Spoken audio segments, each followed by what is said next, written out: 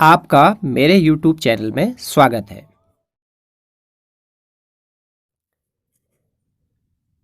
इस वीडियो में कुल 150 प्रश्न हैं, जिसमें कि शिक्षण अभिरुचि, सामान्य हिंदी, सामान्य अध्ययन और उत्तराखंड सामान्य ज्ञान तथा सामान्य बुद्धि परीक्षण को शामिल किया गया है।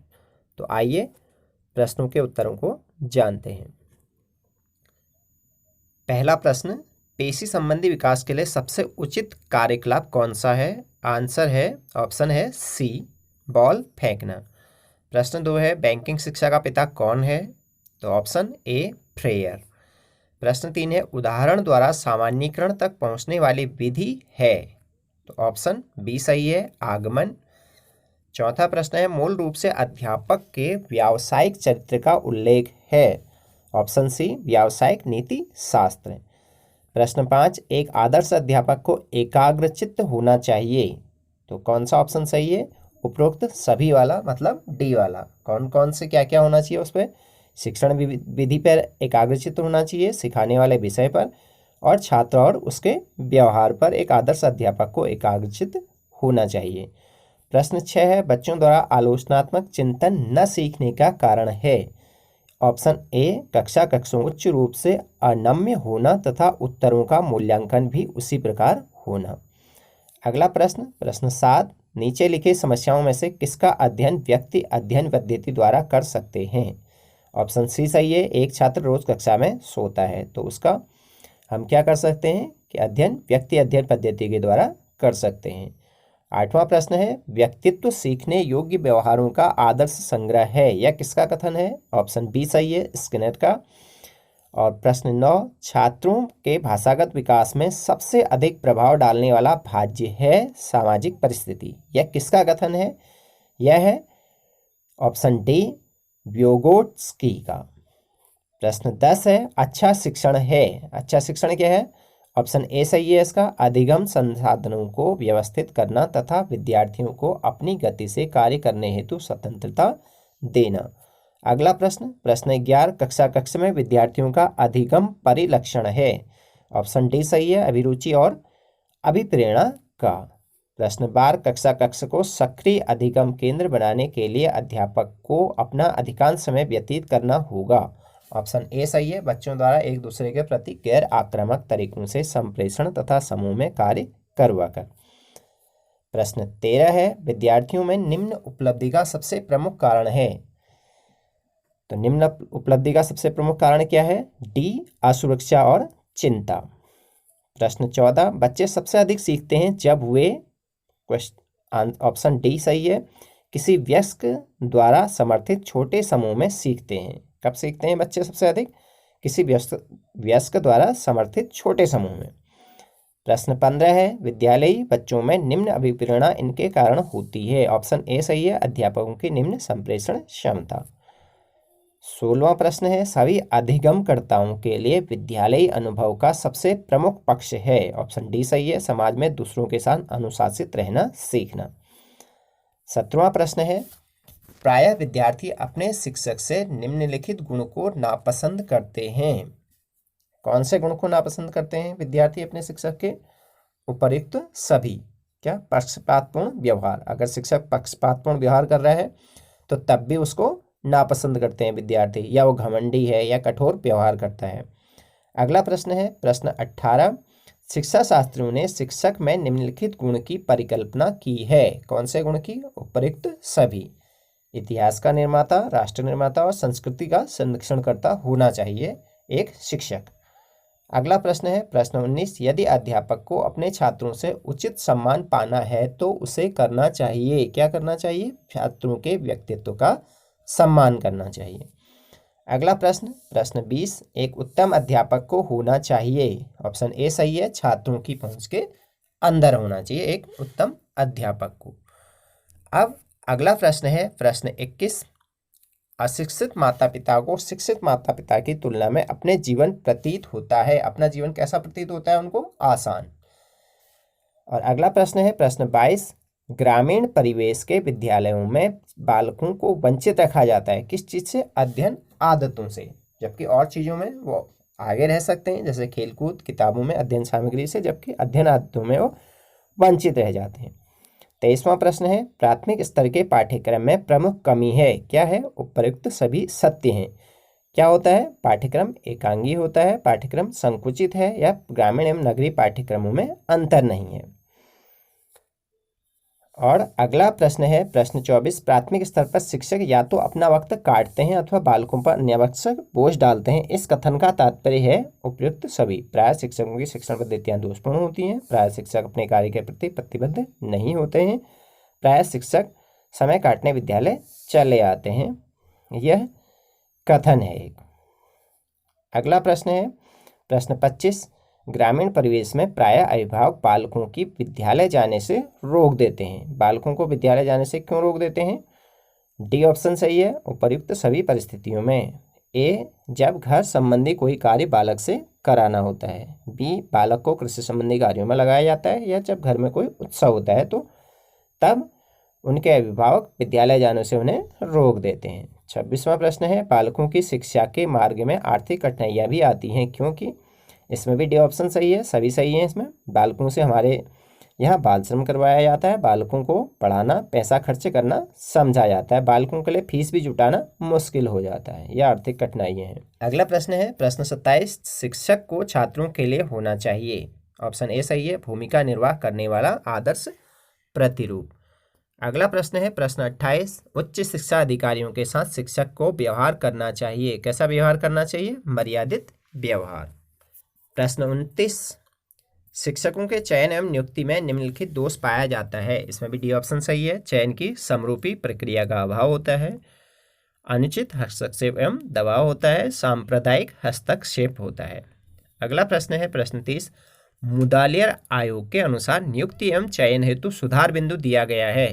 इसमें भी डी ऑप्शन सही है, एकात्मक प्रक्रिया का प्रयोग, उपयुक्त चयन समिति का निर्माण और अस्थायी अबोध। प्रश्न 31, अध्यापकों के चयन एवं नियुक्ति का आधार होना चाहिए। क्या होना चाहिए? इसमें भी डी ऑप्शन सही है, वांछित अध्यापकों का अनुमान लगाया जाए, भावी आवश्यकताओं का अनुमान लगाया जाए और प्रशिक्षण सुविधाओं का सर्वेक्षण किया जाए, तब अध्यापकों का चयन एवं नियुक्ति होनी चाहिए। प्रश्न 32 है कि किस विद्वान ने कहा है कि शिक्षण आज भी एक आकर्षण विहीन व्यवसाय है जिसे अधिकांश व्यक्ति अंतिम सहारे के रूप में स्वीकारते हैं। ये ऑप्शन ए सही है, के.जी. सैयदेन ने कहा था। अगला प्रश्न 33, IBM का अर्थ है, ये इसका ऑप्शन ए सही है, इंटरनेशनल बिजनेस मशीन। अगला प्रश्न, निम्नलिखित में से कंप्यूटर इनपुट डिवाइस है। इनपुट डिवाइस में से क्या है? ऑप्शन बी सही है, कीबोर्ड।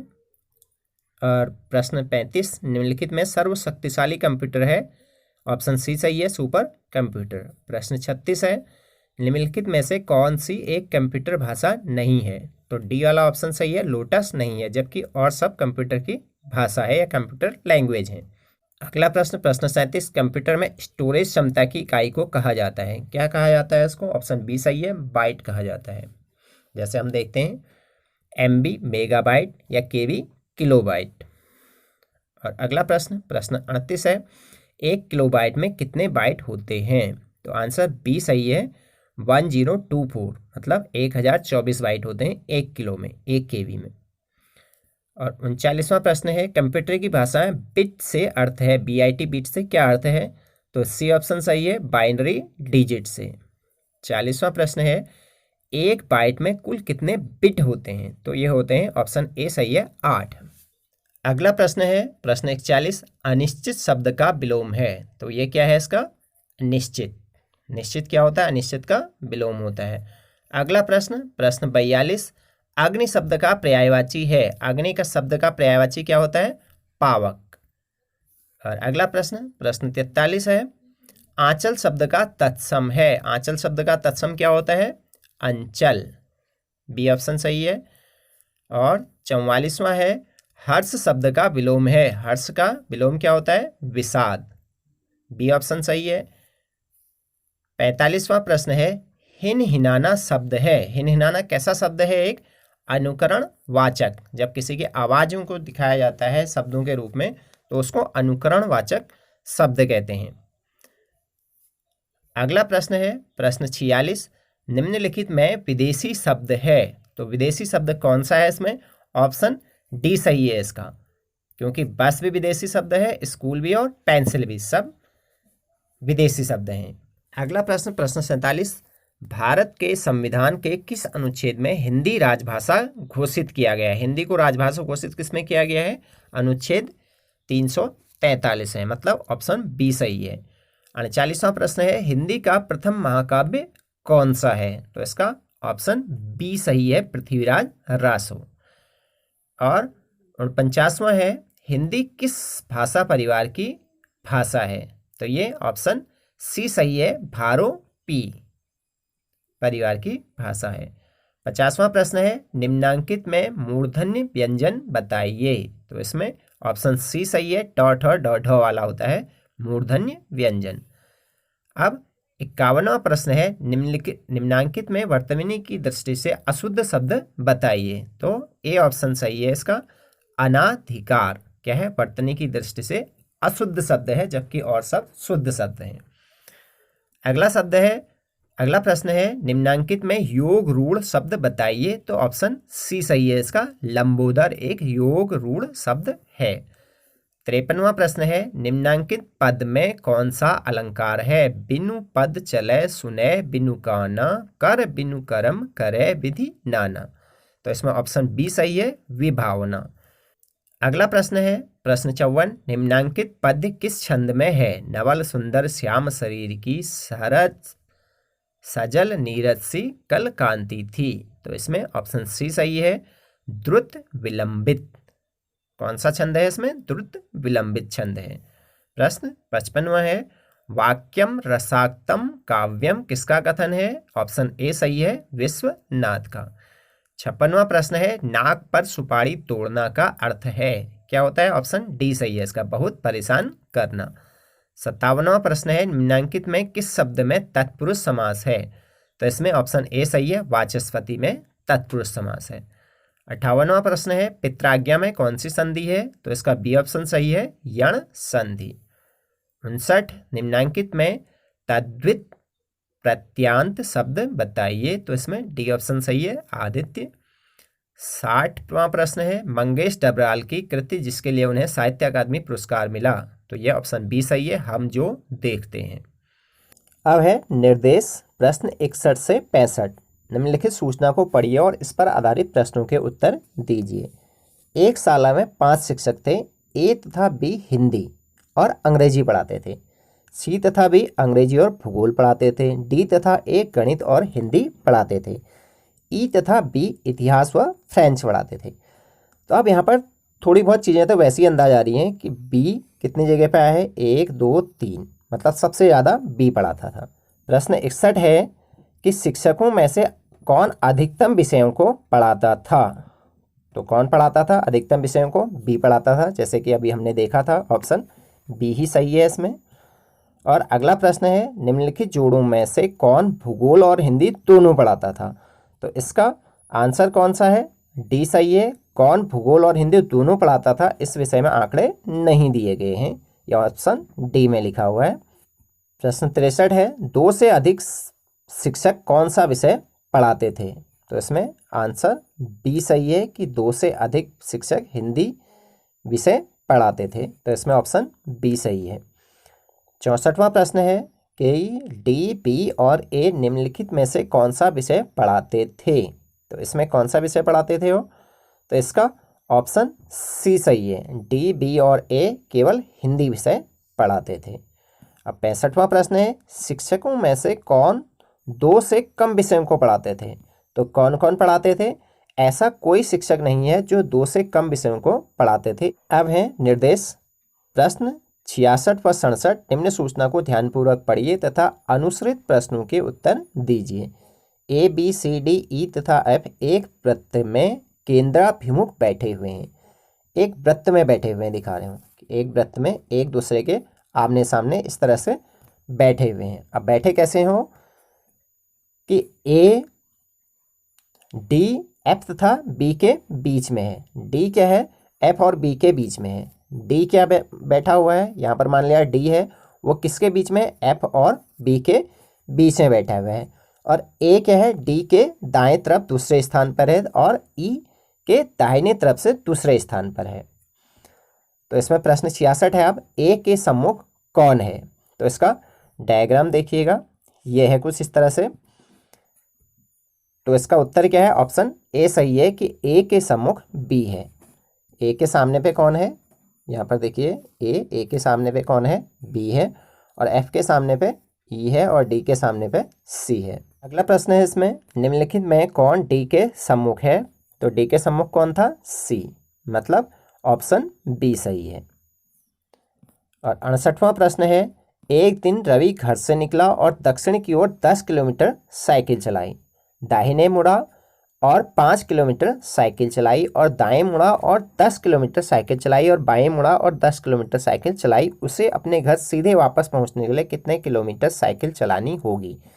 अब मतलब जिस स्थान पर है वहाँ से आप कितना किलोमीटर और जाना पड़ेगा उसको। तो इसका एक डायग्राम है कि वह अभी कहाँ पर को है? ए पर है, यहाँ पर उसका घर है। पहले वो सीधा गया था दक्षिण की ओर को 10 किलोमीटर, फिर क्या हुआ? जैसे यहाँ से मुड़ा था 5 किलोमीटर, और फिर मुड़ा था 10 किलोमीटर, और फिर उसके बाद 10 किलोमीटर लास्ट में गया था। तो अब जिस पॉइंट पर है वो, उस पॉइंट और उसके घर के बीच की डिस्टेंस कितनी? तो अब उसे घर पहुँचने के लिए कितना किलोमीटर चलना पड़ेगा? वो अभी बी पॉइंट पे है और पहुँचना है उसे ए पॉइंट पे। तो यहाँ से यहाँ तो 10 किलोमीटर है, ये दिखाया गया है। अब यहाँ से यहाँ 5 किलोमीटर है। कैसे है? नीचे की डिस्टेंस से देख करके पता चल रहा है। यहाँ 5 किलोमीटर है तो यहाँ पर की भी डिस्टेंस क्या होगी? 5 किलोमीटर। तो टोटल कितना हो गया यहाँ से यहाँ? 15 किलोमीटर। 5 ये, 5 यहाँ पर को है और 10 यहाँ पर को है, टोटल मिला के 15 किलोमीटर जाना है उसे। मतलब ऑप्शन कौन सा सही है हमारा? बी वाला सही है, बी 15 किलोमीटर। अगला प्रश्न है कि उस एक को चुनिए जो शेष से भिन्न हो। 69वां प्रश्न है। इसमें दिया हुआ है 1 2 3 4। तो इन सब में क्या हो रहा है कि अंकों का जोड़, अंकों का जोड़ क्या हो रहा है? इसमें भी सम आया है, इसमें भी सम, इसमें भी सम, लेकिन इसमें क्या है? विषम है, या अभाज्य भी कह सकते हैं इसको। दोनों तरह से समझ सकते हैं। जैसे कि यहाँ दे रखा हुआ है कि सब भाज्य संख्या हैं, जबकि ये एक अभाज्य संख्या है, या सम और विषम करके भी लिख सकते हैं। और सब सम आ रहा है योग, और इसका योग आ रहा है विषम। तो इसका मतलब ऑप्शन कौन सा? 3 7 8 1, मतलब ऑप्शन डी रॉन्ग है, या भिन्न है, वो सबसे अलग है। नेक्स्ट क्वेश्चन है 70 वाला। इसमें क्या विषमता आ रही है? इसमें अन्य सभी सम संख्या हैं, जबकि 2 6 3 एक विषम संख्या है। मतलब ऑप्शन डी सबसे अलग है, क्योंकि वो विषम संख्या है। अगला प्रश्न है, संख्या युग्म का चयन कीजिए, समूह का चयन कीजिए, कौन सा जो सबसे विजातीय है। तो इसमें क्या है कि सबको घटा करके 61 माइनस 73 लिखा है, तो 73 में से 61 माइनस करके 12 आ रहा है, और नेक्स्ट का भी 12 आ रहा है, सिर्फ एक 13 आ रहा है 42 में से 29 माइनस करके। तो इसका मतलब सी वाला ऑप्शन इसका राइट है, जो विजातीय है। अब 72वां है। 72वां प्रश्न दिया गया है कि दिए गए शब्दों के अक्षरों से कौन सा एक शब्द बनाया नहीं जा सकता। तो इसमें साफ साफ सा लिखा हुआ है कि इसमें एक टी आया हुआ है, टी जो कि आया किसमें है? बी में, और यहाँ टी नहीं लिखा हुआ है। तो इसका मतलब ऑप्शन बी राइट है या सही है। नेक्स्ट क्वेश्चन है, इसमें यह है कि 60 की एक कक्षा में जहाँ लड़कियाँ लड़कों से 2 गुना हैं, कोमल का स्थान शीर्ष से 70वें क्रम पर आया। यदि यहाँ पर 9 लड़कियाँ कोमल से आगे हैं, कितने लड़के रैंक में उसके पीछे हैं? तो इसमें क्या है, ये प्रश्न ही गलत दिया गया है। कभी कभी हम प्रश्नों को सॉल्व करने में लग जाते हैं, पर वो क्या होता है, प्रश्न ही रॉन्ग दिया जाता है और हमारा उत्तर निकल नहीं पाता है, हम उसमें टाइम बर्बाद करते हैं। इसलिए हमें थोड़ी बहुत कोशिश करनी चाहिए और उसके बाद उसे छोड़ देना चाहिए।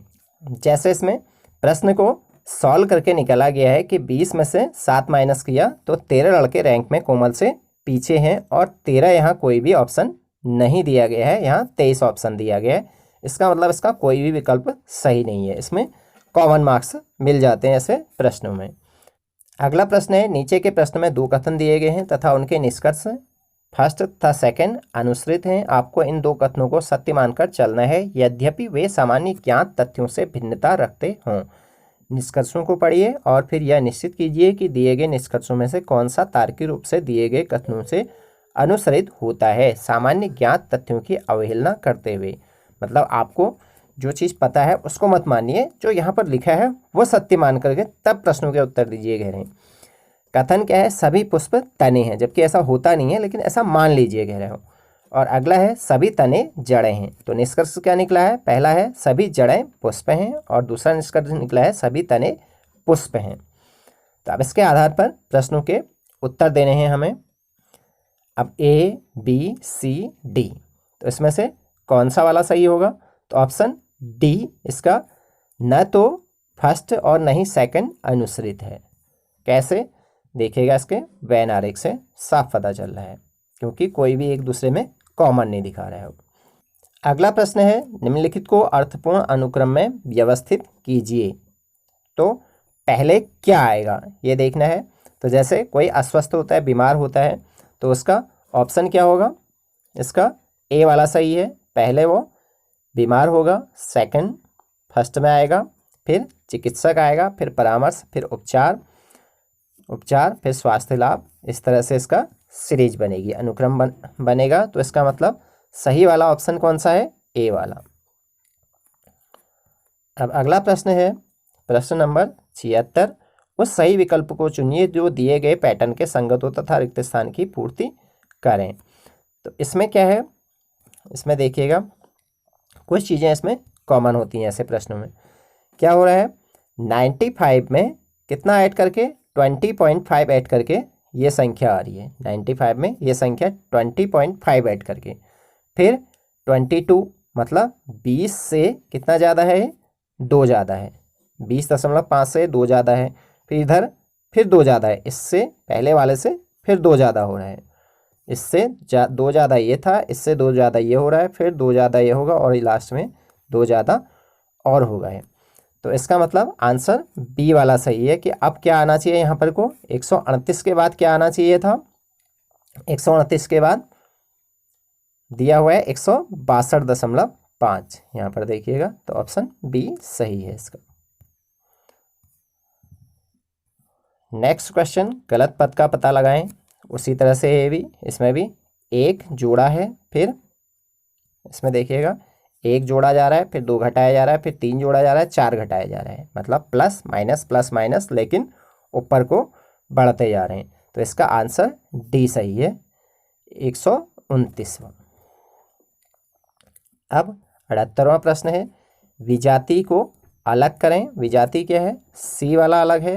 क्यों, क्योंकि और सभी तो ग्रह हैं और सिर्फ सूर्य क्या है, एक तारा है। या ऐसा भी कर सकते हैं कि सभी सूर्य की परिक्रमा करते हैं। अगला प्रश्न है, उस शब्द युग्म को चुनिए जिसमें संबंध भिन्नता है।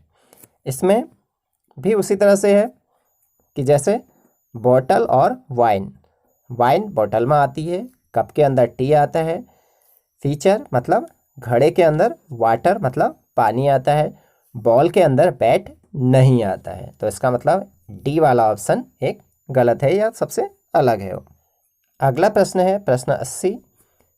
तो इसको भी विजाति को छांटना है। इसमें से अन्य समानार्थी शब्द हैं जबकि लाइट हैवी का विलोमार्थी है, और सभी क्या हैं, समानार्थी हैं, जबकि बी वाला ऑप्शन गलत है। ये एक दूसरे के विपरीतार्थक या अपोजिट हैं और सब एक दूसरे के समानार्थी हैं। उसका वही अर्थ लग रहा था जिससे बिग का समानार्थी या बिग का मीनिंग ही लार्ज भी होता है, जबकि लाइट का हैवी ये विलोम होता है। अगला प्रश्न है प्रश्न 81। किसी कार्य को 2 आदमी 4 दिन में पूरा कर सकते हैं, तो बताइए कि 4 आदमी उसी कार्य को कितने दिनों में पूरा करेंगे।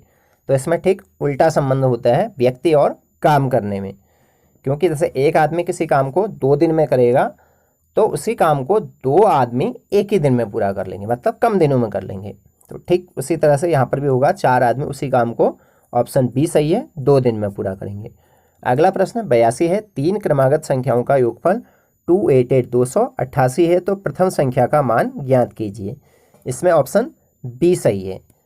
और ऐसे प्रश्नों को हल करते समय क्या ट्रिक अपनानी चाहिए कि जो 288 है इसका बटे 3 कर दिया, इन क्रमागत संख्याएं करे की हैं तब है। अगर क्रमागत सम संख्याएं विषम संख्याएं होती हैं तो उसको भी बटे 3 करते हैं और +2 या -2 करते हैं। जैसे इसमें देखिएगा, इसमें क्या होगा 288 बटे 3, 3 नम 27, बचा 1, 3 छक 18, 96 बीच की संख्या बन रही है इनकी।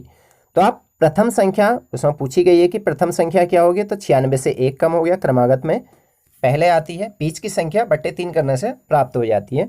इसी तरह से अगर सम संख्याएं कहते तब भी बटे 3 किया जाता है, पर उससे प्रथम संख्या को निकालने के लिए -2 किया जाता है, जो आंसर आता है उसका। जैसे यहाँ 96 में से 1 माइनस किया है तो 95 आ गया है। अगला प्रश्न 83, 34, 85 और 119 का मौसौप होगा। तो इसका मौसौ क्या होगा, 17 होगा। ऐसी संख्या ढूंढनी पड़ती है मौसौ निकालने के लिए कि जिसका कि भाग ऊपर की तीनों संख्याओं में चले जाए। जैसे हमने पहले 13 से भाग देंगे, 34, 85 और 119 में अगर जा रहा है तो सही है। जैसे 13 का भाग 34 में नहीं जाता है, इसका मतलब 13 तो सीधे सीधे कैंसिल हो गया, ये 13 हो ही नहीं सकता है। 17 का भाग दिया, 17 का भाग चले जाता है सही में, इसलिए 17 क्या है इनका मौसौप हो गया। अगला प्रश्न है प्रश्न 84, सबसे छोटी अभाज्य संख्या क्या होती है, तो यह 2 होती है, अभाज्य संख्या है। और अगला प्रश्न है प्रश्न 85, हल कीजिए। 800 में से पहले 2.50 घटाना है, फिर उसमें से 250 घटा देना है। इसका उत्तर बी वाला सही है, 547.5। अगला प्रश्न 86, एक 100 वाट 250 वोल्ट की क्षमता वाले बल्ब में कितनी विद्युत धारा प्रवाहित होगी। तो इसका उत्तर सी वाला सही होगा, 0.4 एम्पियर। इसमें क्या होता है कि विद्युत धारा I बराबर क्या होता है, P/V, V से डिवाइड कर देना होता है। तो ये 100/250 उड़ जाएगा, आंसर आ जाएगा 0.4। अगला प्रश्न 87, निम्नलिखित में से कौन सी विद्युत चुम्बकीय तरंगों का तरंगदैर्घ्य सबसे अधिक है। तो यह है अवरक्त किरणों का। किस धातु का गलनांक सबसे अधिक है, तो आंसर बी सही है, टंगस्टन का। टंगस्टन बहुत ही ज़्यादा तापमान पर गलती है या पिघल जाती है। अगला प्रश्न है, इसीलिए टंगस्टन के बल्ब के अंदर के जो एलिमेंट बनाए जाते हैं वो टंगस्टन के बनाए जाते हैं। अगला प्रश्न 89 है, सबसे हल्की धातु कौन सी है। तो यह ऑप्शन ए सही है, लिथियम। ध्वनि की गति सर्वाधिक होती है, तो यह किस में होती है, ऑप्शन बी मतलब स्टील में, क्योंकि सबसे अधिक ध्वनि की गति ठोस में होती है इसलिए। प्रश्न 91 है, उस राजनेता को पृथक कीजिए जो कि गुट निरपेक्ष आंदोलन से संबद्ध नहीं था। तो आंसर सी है, निकिता खुर्सचेव।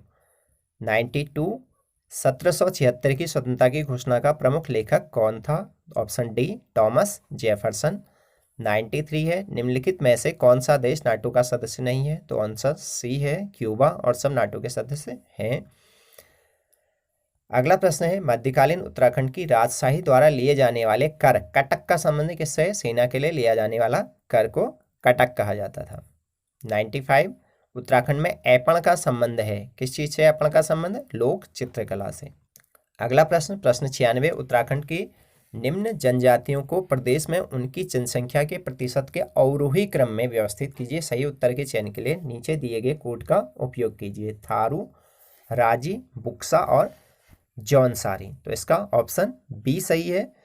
पहले कहा गया है कि अवरोही क्रम में, अवरोही का मतलब होता है कि पहले सबसे ज़्यादा वाला, फिर उसके बाद छोटा छोटा आते जाएगा। तो सबसे ज़्यादा कौन है, जौनसारी, पहले जौनसारी आ जाएगा, फिर थारू, फिर बुक्सा और लास्ट में राजी सबसे कम संख्या में है, इसलिए ऑप्शन बी सही है हमारा।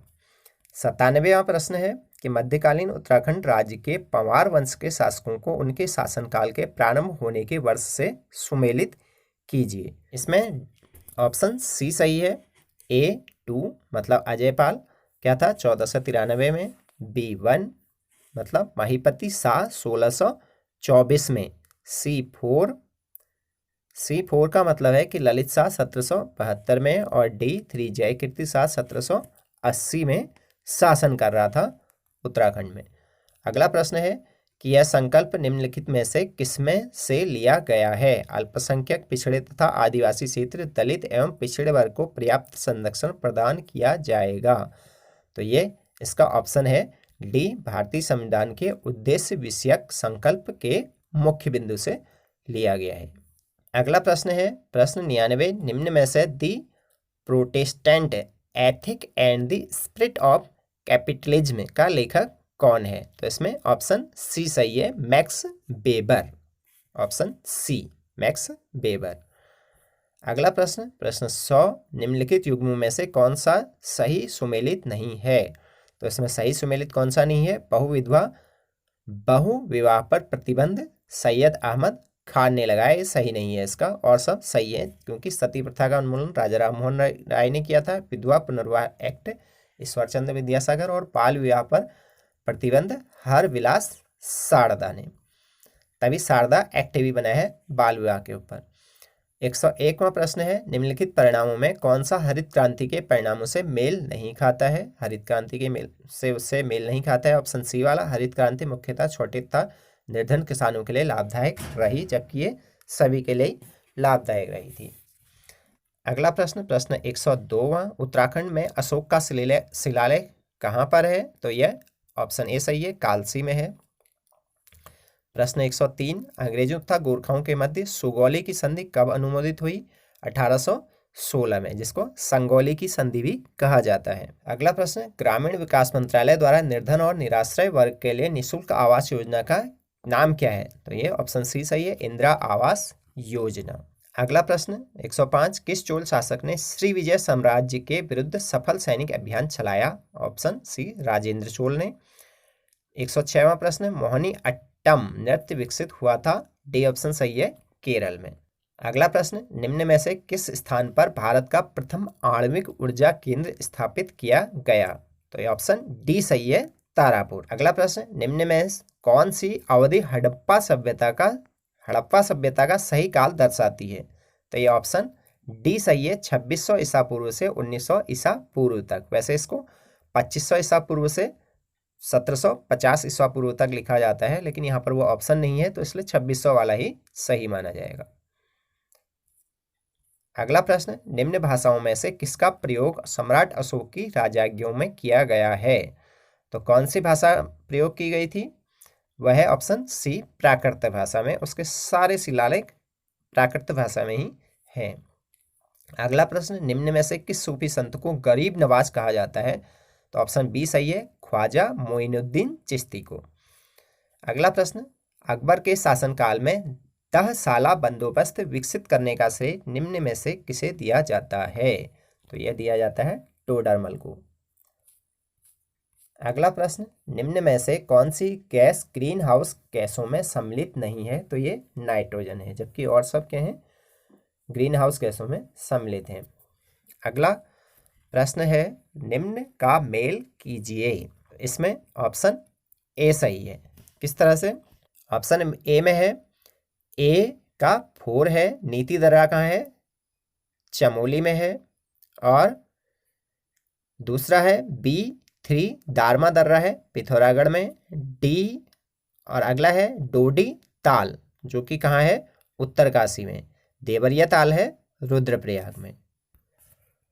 अब अगला प्रश्न, निम्नलिखित में से कौन सबसे अधिक उपजाऊ मृदा है? तो यह है ए वाला ऑप्शन सही है, जलोढ़ मृदा या जलोढ़ मिट्टी कह सकते हैं इसको। अगला प्रश्न, निम्न में से किस प्रांत में स्त्री साक्षरता दर सबसे कम है? तो यह है हरियाणा में स्त्री साक्षरता दर सबसे कम है। निम्नलिखित में जो दिए गए प्रश्न, जो दिए गए ऑप्शन है उनमें।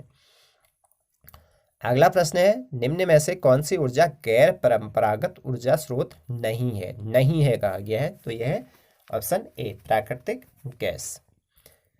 अगला प्रश्न, भारत में निम्नलिखित राज्यों को उनके क्षेत्रफल के अवरोही क्रम में व्यवस्थित कीजिए। अवरोही क्रम अभी जैसे कि बताया था कि पहले सबसे ज़्यादा जनसंख्या वाला, फिर उसके बाद कम जनसंख्या वालों को क्रमशः लिखते जाएंगे।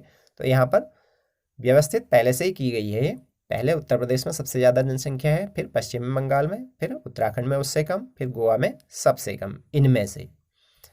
अगला प्रश्न, प्रश्न 118 है, निम्न में से कौन भारत से संबद्ध नहीं है? तो यह है तिएन शान पर्वत प्रणाली, और सब भारत से संबद्ध है या भारत में है ये पर्वत श्रृंखलाएं।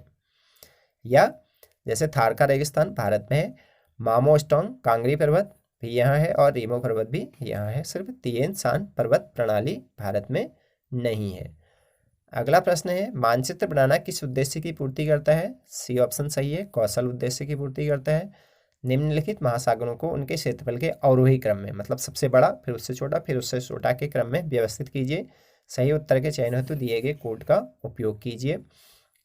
तो इसमें क्या है, पहले है प्रशांत महासागर सबसे बड़ा है, फिर अटलांटिक महासागर, फिर उसके बाद है हिंद महासागर और लास्ट में है आर्कटिक महासागर। तो ऑप्शन ए सही है। अगला प्रश्न है, साधारण नमक का वैज्ञानिक नाम क्या है? तो इसका ऑप्शन बी सही है, सोडियम क्लोराइड।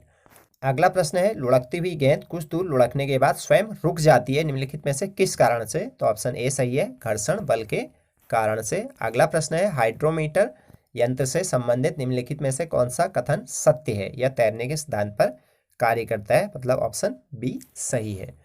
अगला प्रश्न, संगमरमर किसका रूप है? मतलब मार्बल किसका रूप है? यह एक चूना पत्थर या लाइमस्टोन का रूप है। अगला प्रश्न है, शहरों में तालाब का पानी शुद्ध करने के लिए कौन सी गैस प्रयोग की जाती है? तो यह ऑप्शन बी सही है, क्लोरीन। क्लोरीन से तालाब का पानी या कोई भी जो अशुद्ध जल होता है उसको शुद्ध करने के लिए प्रयोग किया जाता है। लोहे में जंग लगने का मुख्य कारक है, ए ऑप्शन सही है, ऑक्सीजन। ऑक्सीजन पानी से क्रिया करके या वाष्प से या जल वाष्प से क्रिया करके लोहे में जंग लगा देती है।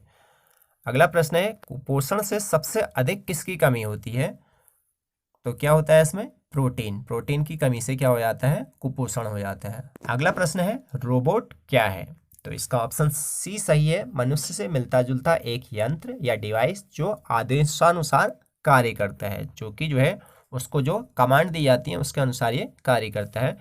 अगला प्रश्न है कि दो समानांतर दर्पणों के बीच प्रतिबिंब बनते हैं। कितने प्रतिबिंब बनते हैं? जब दोनों दर्पणों को एक दूसरे के आमने सामने रख दिया जाएगा तो उसमें अनंत बनते हैं, मतलब असंख्यों प्रतिबिंब बनते हैं। अगला प्रश्न है, निम्न में से कौन उत्तराखंड में महिला सशक्तिकरण के लिए ब्रांड एम्बेसडर है? तो ये ऑप्शन डी सही है, कविता बिष्ट। अगला प्रश्न है, भारत के एकमात्र राष्ट्रपति जो निर्विरोध चुने गए थे वह है ऑप्शन डी वाला, नीलम संजीव रेड्डी। अगला प्रश्न, संविधान में प्रदत्त प्रक्रिया के अनुसार भारत के मुख्य न्यायाधीश को डैश डैश के द्वारा हटाया जा सकता है। किसके द्वारा? संसद के प्रस्ताव पर राष्ट्रपति के द्वारा हटाया जा सकता है। किसको? भारत के मुख्य न्यायाधीश को। जब संसद कोई प्रस्ताव पास करेगी तब उसको राष्ट्रपति हटा सकता है। अगला प्रश्न है, मूल अधिकारों को लागू करवाने के लिए उच्च न्यायालय के अंतर्गत आज्ञा पत्र या रिट जारी करने में शक्ति संपन्न है। कौन सा अनुच्छेद है? 226 के अंतर्गत रिट जारी करने में शक्ति संपन्न है। अगला प्रश्न है, सीखना संज्ञानात्मक विकास पर निर्भर है। ए ऑप्शन सही है इसका, सदैव। अगला प्रश्न, कौन सा द्वीप मूंगे से बना है? तो ये सी ऑप्शन सही है, लक्षद्वीप। अगला प्रश्न, नाभिकीय ऊर्जा के मुख्य स्रोत क्या है? बी ऑप्शन सही है, यूरेनियम एवं थोरियम। वायुमंडल गर्म हो जाता है किससे? सूर्य के विकिरण से। सार्क का मुख्य उद्देश्य क्या है? सार्क दक्षिण एशियाई सहयोग संगठन है, जो क्षेत्रीय सहयोग संगठन, वह क्या है? एक क्षेत्रीय सहयोग इसका मुख्य उद्देश्य है। अगला प्रश्न है, एक सरकार जिसमें राजा सर्वोच्च है लेकिन उसकी शक्तियां कानून या संविधान के तहत सीमित है क्या है? संवैधानिक राजशाही है। अगला प्रश्न, पंचायती राज व्यवस्था की त्रिस्तरीय रचना को स्वीकारने वाला पहला राज्य कौन था? सी ऑप्शन सही है, राजस्थान था। अगला प्रश्न है, निम्न में किसने लगातार 6 साल तक भारतीय राष्ट्रीय कांग्रेस के अध्यक्ष के रूप में कार्य किया? तो यह था अब्दुल कलाम आजाद। ऑप्शन डी सही है। अगला प्रश्न है, ग्रुप निरपेक्ष आंदोलन की शुरुआत हुई थी, कब हुई थी? 1961 में, नेहरू के समय पर। अगला है 143 साफई और हनफी हैं। यह है ऑप्शन सी सही, न्याय के इस्लामी सिद्धांत हैं, साफई और हनफी विचारधाराएं भी हैं। अगला प्रश्न, भूगर्भ विज्ञान व्याख्या करता है पृथ्वी का आंतरिक भाग के बारे में। भूगर्भ विज्ञान व्याख्या करता है तंबाकू का उत्पादन करने में भारत का विश्व में कौन सा स्थान है? बी ऑप्शन सही है, द्वितीय स्थान है तंबाकू में। अगला प्रश्न है, खनिज सैलखड़ी जो उत्तराखंड राज्य के निम्न में से किस जनपद में नहीं पाया जाता है? जो कहाँ नहीं पाया जाता है? पौड़ी गढ़वाल में, जबकि और जगह सबसे ज़्यादा पाया जाता है। 147 सबसे पहले पत्थरों पर शिलालेख किस भाषा में थे? तो ये ऑप्शन ए सही है, प्राकृत भाषा में। अशोक के लगभग सारे शिलालेख प्राकृत भाषा में ही हैं। अगला प्रश्न है, निम्न का मेल कीजिए। तो इसमें क्या हो जाएगा? ऑप्शन इसका ए सही है। ऑप्शन ए में क्या दिया हुआ है? ए को बौद्ध परिषद और वो कहाँ पर हुई थी उसके बारे में है। तो क्या था? प्रथम बौद्ध परिषद जो हुई थी वो राजगृह में हुई थी, और द्वितीय बौद्ध परिषद क्या हुई थी? वो वैशाली में हुई थी, और तृतीय पाटलिपुत्र में, और चौथी कश्मीर में हुई थी। अगला प्रश्न है प्रश्न 149, कृषि संबंधी जानकारी प्राप्त करने के लिए मुगल कालीन स्रोतों में से कौन सा विशेष उपयोगी है? तो ये क्या है? आईने अकबरी। अगला प्रश्न, लास्ट प्रश्न भी है ये, आरा तथा जगदीशपुर में अंग्रेजों के विरुद्ध 1857 के विद्रोह का नेतृत्व किसने किया था? तो ये ऑप्शन सी सही है, कुंवर सिंह ने किया था। Thanks for watching.